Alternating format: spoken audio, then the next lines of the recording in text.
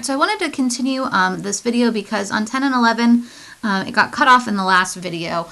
It showed the answers but not how to get them. So if you were having trouble, you want to watch this video to see numbers 10 and 11. If you got them on your own, you can skip this video completely. So using the properties of logarithms, we're first going to use our power property. This 3 out front comes back up to be an exponent attached to the x. So it'd be log of x cubed minus log of 2. We'll then use the quotient property. If two logs are being subtracted, we can write them as a single logarithm using division.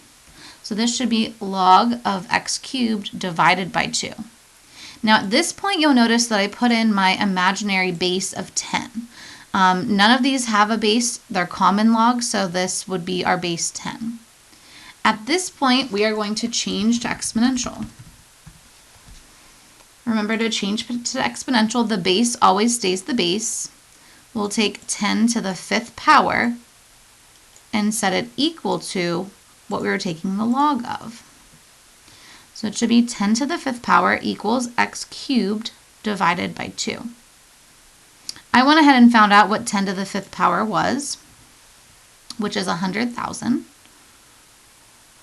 We now need to solve for x using inverse operations. So right now I see division. The inverse of division is multiplication.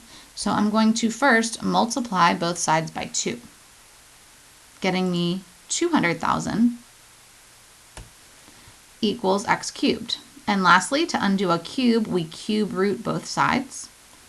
Remember, in your graphing calculator, to do a cube root, we press the math button. Option 4 is then cube root.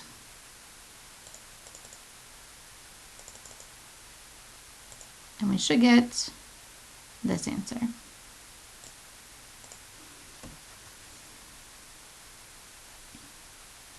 All right, 11, similar concept. We see two logs being subtracted, so we can use our property, which is to divide and write as a single log, which would be log of 6 divided by 3x.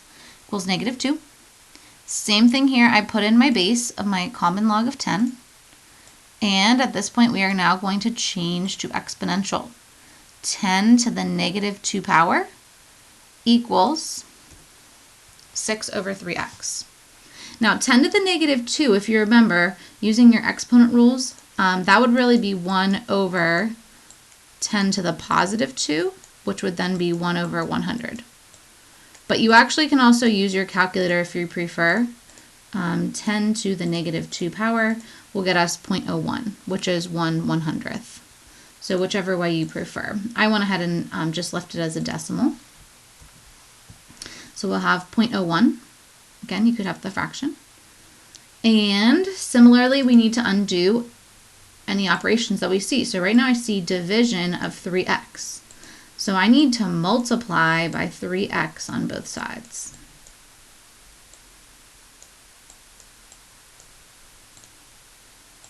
Which will get me 0.03x equals 6.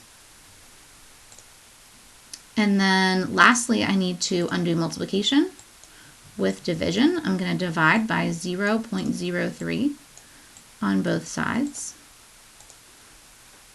And whenever we take 6 divided by 0.03, we actually get a bigger number of 200 as our answer. So hopefully this helps if you were having trouble with 10 and 11.